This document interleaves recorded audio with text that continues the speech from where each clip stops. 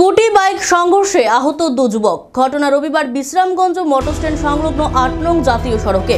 প্রত্যক্ষদর্শীদের বয়ান, দুই যুবক তাদের স্কুটি নিয়ে বিশ্রামগঞ্জ বাজারের দিকে যাওয়ার সময় থামানো একটি বাইকের পেছনে সজোরে ধাক্কা মেরে জাতীয় সড়কে ছিটকে পড়ে যায়। প্রত্যক্ষদর্শীরা খবর দেয় বিশ্রামগঞ্জ দমকল বাহিনীকে। খবর পেয়ে বিশ্রামগঞ্জ দমকল বাহিনী ঘটনাস্থলে ছুটে আসে এবং আহত দুই যুবককে বিশ্রামগঞ্জ প্রাথমিক স্বাস্থ্য কেন্দ্রে নিয়ে যায়।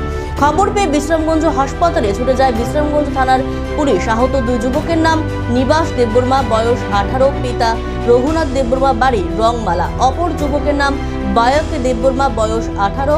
বিশ্রামগঞ্জ হাসপাতালে প্রাথমিক চিকিৎসার পর তাদেরকে ছেড়ে দেওয়া হয়।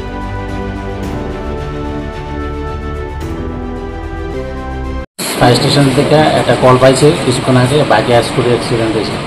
একজন মোটামুটি ইঞ্জুরি আছে, পার্সন নাম হয়েছে বিভাস দেববর্মা, 18 বছর। হ্যাঁ, মোটামুটি ভালোই ইঞ্জুরি হয়েছে। কোনখানে হয়েছে অ্যাক্সিডেন্টটা বিশ্রামগঞ্জ স্টেশনে। বাইকার কি? Biker scooty.